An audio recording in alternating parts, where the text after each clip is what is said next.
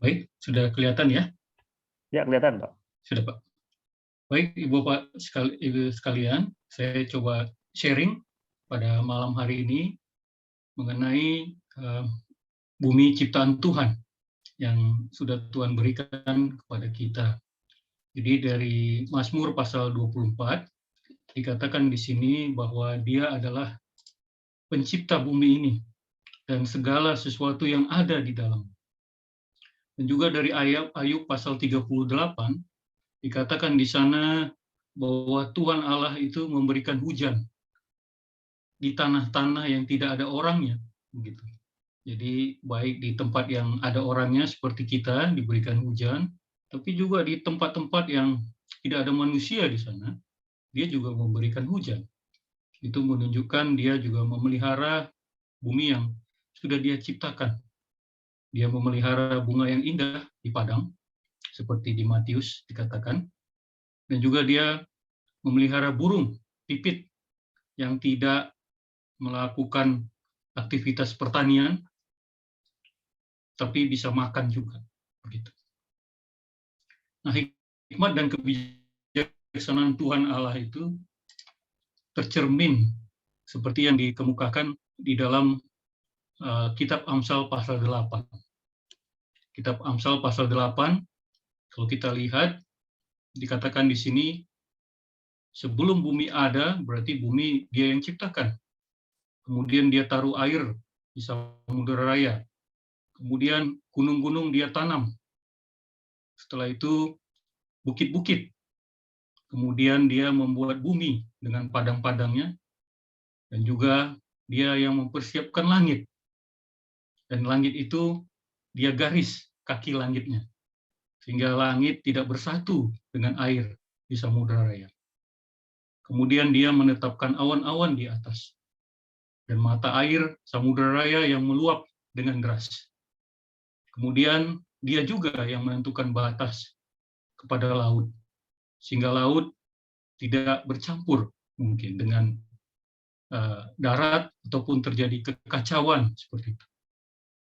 Nah, saya membayangkan dan pasti juga Ibu Bapak sekalian akan terpesona ketika membaca apa yang sudah tertulis dalam Alkitab kita, bagaimana dia menciptakan sesuatu yang berintelijensia tinggi, yang sangat presisi, dan dia terus memelihara bumi dan ciptaannya dari dulu sampai sekarang dan yang akan datang. Hal ini membuat saya memikirkan, karena saya terkait dengan background saya, yaitu isu yang saat ini sering makin gencar dan 2 minggu terakhir mengenai perubahan iklim. Nah, saya coba men-sharingkan ke curiosity saya, apa sebenarnya yang dimaksud dengan perubahan iklim ini? Benarkah aktivitas manusia yang menghasilkan karbon dioksida, manusia yang kecil ini, itu mampu merusak ciptaan Tuhan yang sudah sangat presisi dan yang sangat berintelijensia tinggi? Bagaimana aktivitas manusia yang kecil ini bisa membuat kiamat bagi bumi, sehingga kita disuruh untuk melakukan perubahan-perubahan yang sangat krusial, yang sangat fundamental terkait dengan bumi di mana dia ciptakan. Isu yang saya bahas ini adalah terkait dengan sains, dengan ilmu pengetahuan.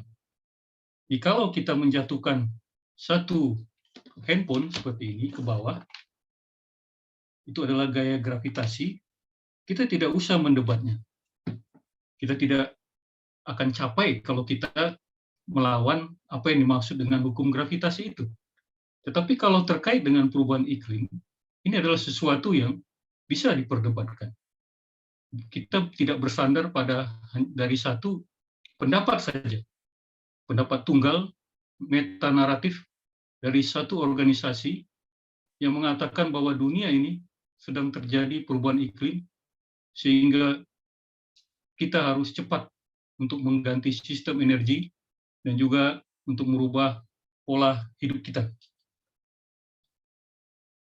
Jadi saya sudah katakan tadi bahwa kerusakan bumi ciptaan Tuhan itu adalah akibat aktivitas manusia yang meningkatkan kadar karbon dioksida, dan kemudian bumi ini semakin panas.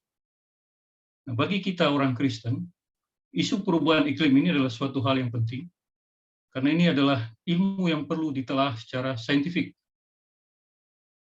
Kekristenan, dari beberapa buku yang dibaca, itu menunjukkan kemandulannya atau ketakutannya masuk ke dalam bidang sains akibat peristiwa-peristiwa yang ada seperti Perang Salib, peristiwa Galileo Galilei, juga revolusi Prancis maupun revolusi di Amerika.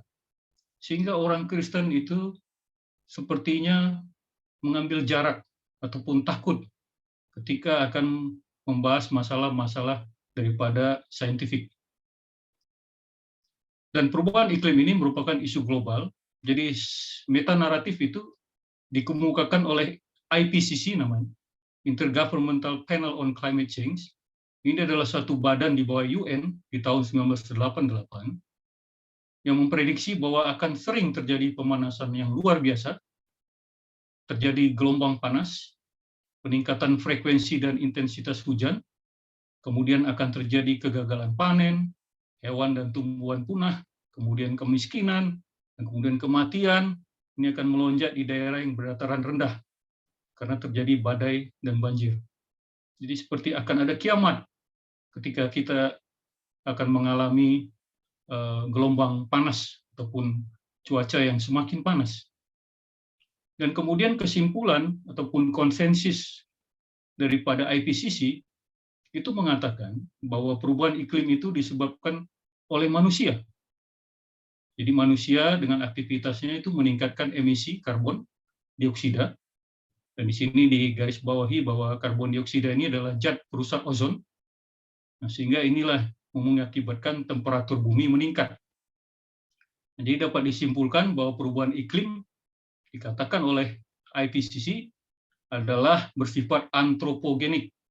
Ya, kalau dalam teologi kan ada antroposentris.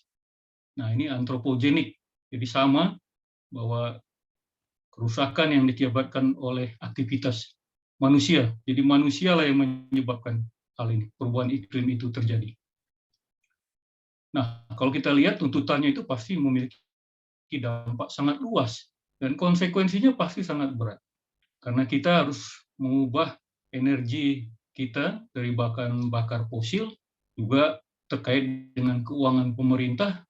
Bagaimana Bapak Ibu sekalian lihat bagaimana rombongan daripada pemerintah pergi mengikuti COP sampai yang ke-26 ini, climate panel di beberapa negara bergiliran sampai yang ke-26, kemarin Presiden pergi ke sana, itu menghabiskan keuangan pemerintah dan juga masyarakat supaya katanya kita menjaga temperatur bumi tidak melebihi 2 derajat Celcius.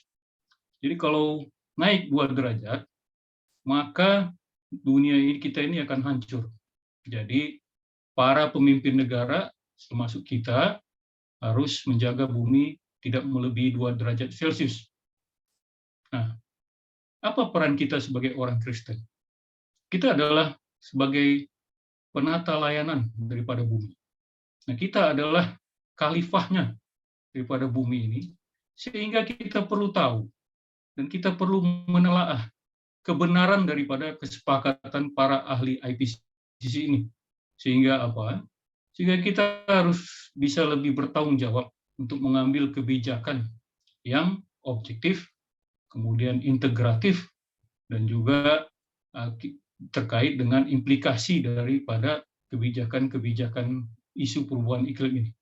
Nah, orang Kristen pun harus pinter-pinter. Tadi seperti lagu, seperti rusa, seperti Yesus yang adalah sumber daripada intelijensia, juga haruslah pengikutnya memiliki intelijensia yang mirip dengan Yesus. Tidak mengikuti satu naratif daripada satu organisasi kecil di tengah-tengah dunia yang Tuhan ciptakan. saya akan membahas sedikit tentang isu dan kebijakan perubahan iklim. Kalau kita lihat isu-isu yang kebijakan terkait perubahan iklim ini, pemerintah Indonesia sejak tahun 2016, malah 2011, telah mengadopsi banyak kebijakan-kebijakan dan menerapkannya, dan itu mengadopsi daripada kesepakatan-kesepakatan IPCC. Kalau kita lihat dari Undang-Undang 16 tahun 2016 itu adalah diambil dari Paris Agreement. Jadi kita mengesahkan konvensi Paris Agreement. Kemudian waktu zaman SBY dia membentuk Badan Perubahan Iklim itu berdasarkan daripada Perpres dan juga Perpres 61/71 dan juga ada rencana aksi nasional perubahan iklim. Nah, sehingga ini di dalam program-program, jadi pemerintah kita dalam segala bidang, kementerian, lembaga maupun non-party stakeholders itu mengurangi penggunaan bahan bakar. Ya, belum lagi uang yang dikeluarkan. Saya punya waktu itu saya lihat PBNP 2016, 2017, dan juga kita menyumbang 2.500 US kepada GCF, Green Climate Fund. Jadi ada dana-dana yang memang akan dikerahkan untuk ini, dan juga barusan minggu lalu kita mengeluarkan suku hijau dengan dananya nanti akan dipakai untuk proyek-proyek hijau. Dari Kemenkeu kemarin minggu lalu sudah menerbitkan itu. Nah, jadi ada banyak program-program yang kita keluarkan untuk itu. Ya. Juga gereja pun tidak mau kalah. Ya. Tahun 2010 Paus Yohanes II mengatakan bahwa kita harus menjaga bumi, dan juga Uskup Desmond Tutu menjawantahkan suatu konferensi di Afrika Selatan itu menanggulangi fenomena perubahan iklim untuk menurunkan emisi karbon. Kemudian Dewan Gereja juga merespon terhadap hal ini. Ya. Kemudian keputusan mereka antara lain adalah bahwa manusia saat ini mengalami perubahan iklim dan juga kebijakan serta rencana yang berkontribusi terhadap perpecahan ciptaan. Jadi ada ketakutan di sana. Dan juga di PGI kita tidak mau kalah di 2014 agar umat Kristiani itu merawat ciptaan Tuhan, dan juga dikatakan bahwa kita harus menangani perubahan iklim. Jadi ini adalah yang dikatakan oleh IPCC, ya, bahwa ada peningkatan emisi karbon dioksida, kemudian kita harus menggantikan sistem energi, baik dan menggantikannya dengan angin, matahari, nuklir, geothermal, dan carbon capture. Nah, kalau kita lihat dari literatur yang dibaca, pada saat ini apa yang melandasi IPCC itu adalah mereka mengambil grafik dan mengekstrapolasi dari yang kuning ini, Bapak sekalian, yang kuning. Jadi dia mengambil kesimpulan bahwa suhu daripada bumi itu meningkat berdasarkan grafik kuning, gitu ya. Dari 17 tahun terakhir inilah. Nah, ini 2017 ya. Jadi yang kuning, ternyata kalau kita panjangkan lagi ya, suhu sampai ke tahun 150 tahun ke belakang, dia hanya mengambil 25 tahun ke belakang ya. Nah, grafiknya kan seperti ini, suhu bumi. Jadi kalau yang merah ini 150 tahun ke belakang, yang biru itu 100 tahun, yang orange itu 50 tahun, dan yang kuning 25 tahun. IPCC memprediksi kenaikan suhu itu hanya berdasarkan grafik kuning. Ya, jadi ada misrepresentasi daripada IPCC. Nanti literatur bisa kita diskusikan ya ini dari mana begitu.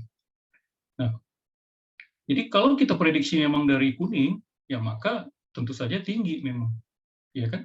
Kalau kita belajar matematika ya seperti ini. Nah, tapi kalau kita ukur lagi dari 150 tahun, dia grafiknya landai, ya, dengan persamaan seperti 0,045. Ya. Nah, kalau diukur masih 100 tahun juga masih landai. Nah, jadi tergantung dari standpoint-nya memang. Nah, jadi kita juga harus tahu. Jadi kalau dikatakan meningkat suhu, ya dari kapan begitu? Kalau ngukurnya dari 25 tahun ya begitu.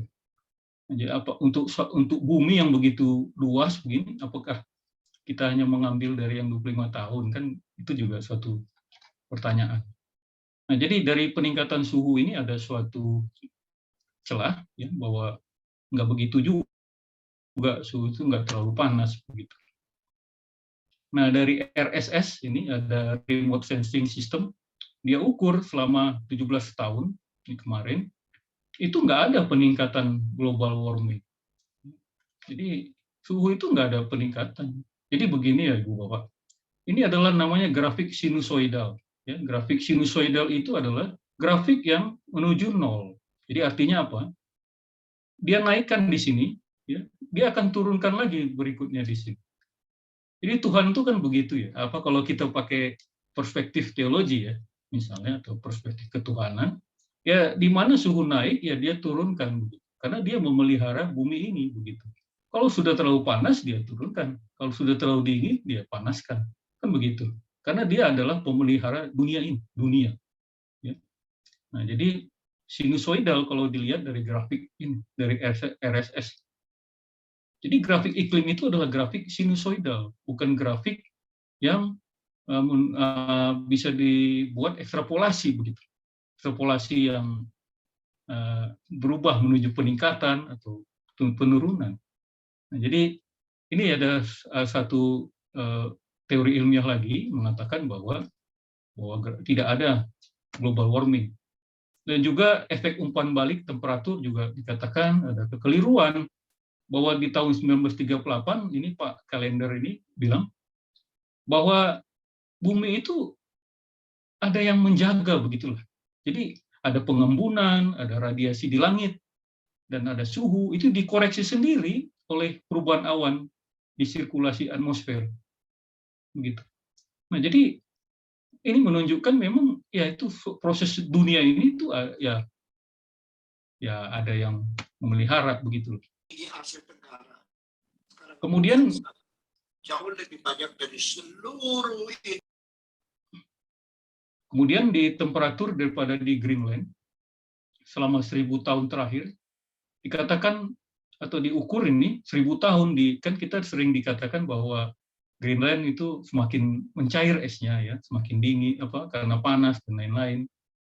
Ternyata tidak. Di Greenland 1000 tahun terakhir tidak mengalami kenaikan, malah mengalami penurunan. Gitu.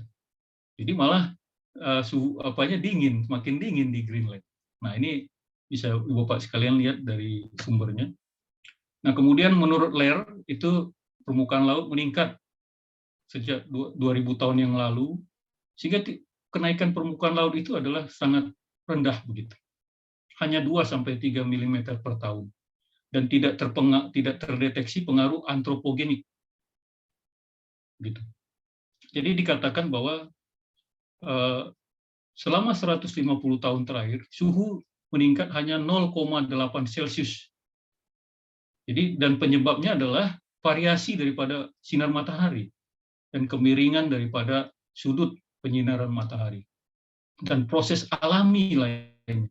Jadi bukan antroposentrik, antropomorfis, antropogenik, bukan seperti itu. Nah, kedua terkait dengan karbon dioksida. Karbon itu bukan racun. Karbon itu elemen yang diperlukan untuk semua kehidupan. Badan kita itu karbon. Kemudian kita dan hewan-hewan juga berespirasi mengeluarkan karbon. Tanaman menyerap karbon. Gitu. Kemudian setelah tanaman mengeluarkannya, kita juga mengkonsumsi biomasa daripada tanaman. Karbon tadi kita makan juga, begitu. Gitu ya. Dan juga kegiatan daripada manusia, pertanian, transportasi, itu konsentrasinya itu hanya sedikit di atas 400 ppm ternyata. Jadi kita udah banyak kegiatan-kegiatan apa gitu ya, hanya segitu gitu. Nah, ada studi yang menemukan bagaimana sih keterkaitan antara temperatur dan karbon yang ada di udara. Ternyata nggak ada hubungannya begitu. Jadi yang atas ini adalah temperatur global, kemudian yang di bawah adalah kadar karbon yang ada di atmosfer. Kalau dilihat, ya tidak ada hubungannya itu. Ya karbon-karbon begitu. Kadarnya ini juga suhu-suhu begitu. Jadi tidak ada keterkaitan antara karbon dioksida jumlahnya dengan global temperatur.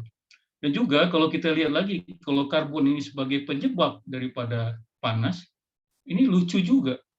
Karena karbon dioksida itu adalah gas yang sangat kecil di atmosfer. Ya, nggak mungkin lah gas yang kecil itu mengendalikan suhu planet.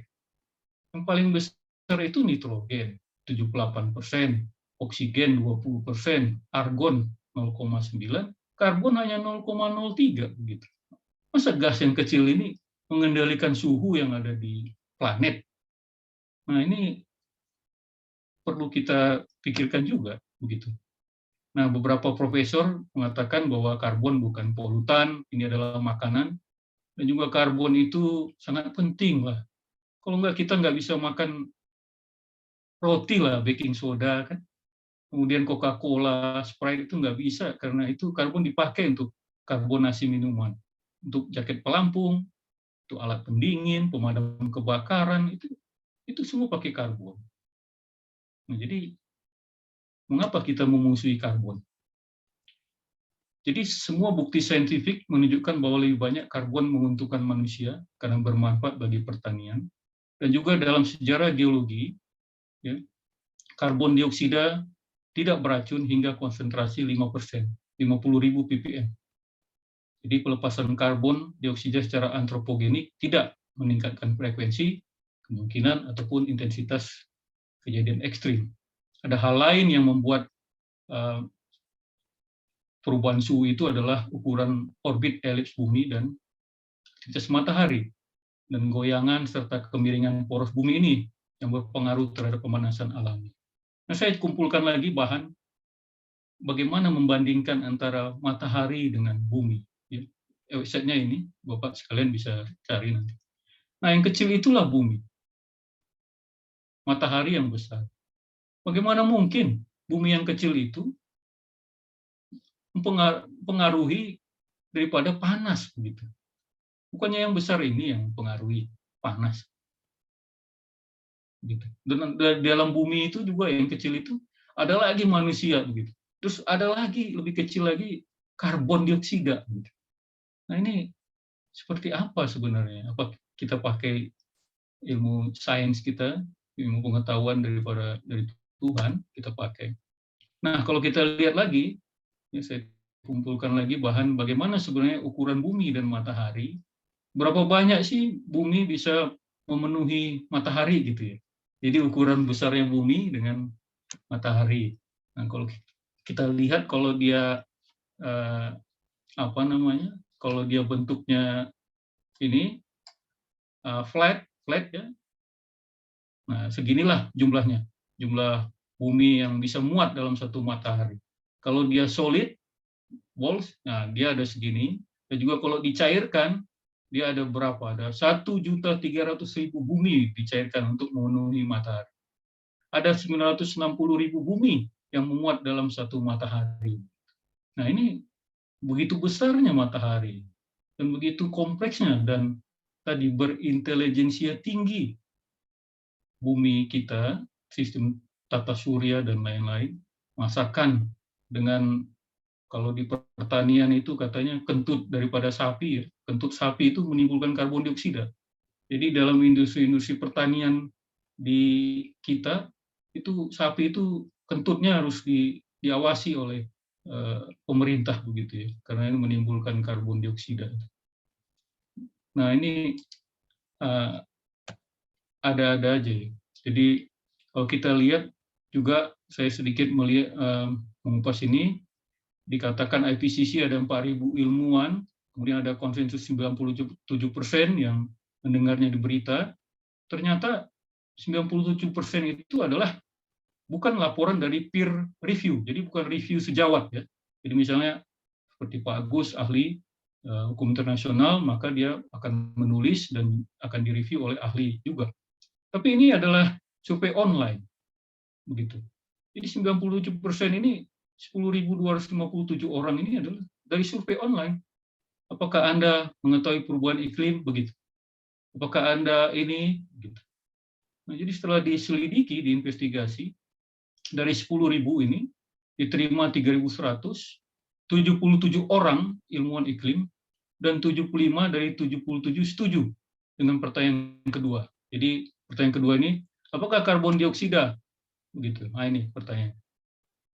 Dibandingkan dengan tahun 1800, apakah Anda berpikir bahwa rata-rata temperatur global itu naik, turun, atau konstan? Begitu. Kemudian apakah Anda berpikir aktivitas manusia adalah kontribusi yang signifikan terhadap kenaikan temperatur? Iya, gitu. Nah, jadi ini yang menjadi dasar daripada konsensus ini dari yang dikeluarkan oleh IPCC. Nah, terakhir saya mau menutup dengan terkait dengan peran kita sebagai penata layanan, sebagai pewaris intelijensia daripada Tuhan Allah. Ya, sudah sepantasnya lah sebenarnya gereja kembali ke zaman yang dulu. Bagaimana gereja juga membunuh Galileo Galilei, ya, atau ketika dia mengatakan bumi yang berputar mengelilingi matahari, dan pada saat itu gereja mengatakan matahari yang berputar. Artinya pada saat dulu otoritas daripada sains itu ada di gereja. Bagaimana orang-orang gereja yang terlibat dalam sains. Dan pada masa-masa akhir ini kita ketakutan ketika mau terjun ke dalam sains, dan kita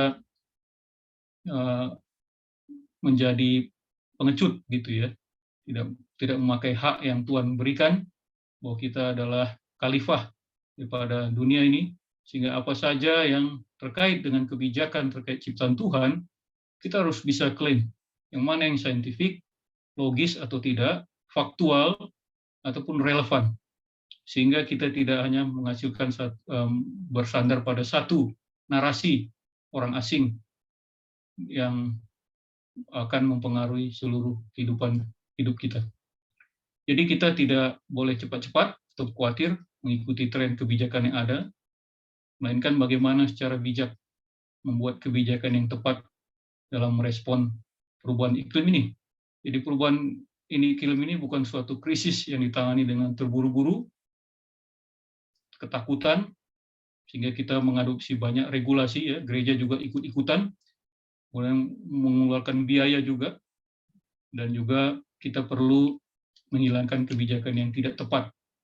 Karena saya bukan ahli iklim, tapi saya mungkin ya ahli kebijakan, sehingga aspek-aspek kebijakan yang saya sudah bahas di sini, bukan terkait dengan ilmu iklimnya sendiri.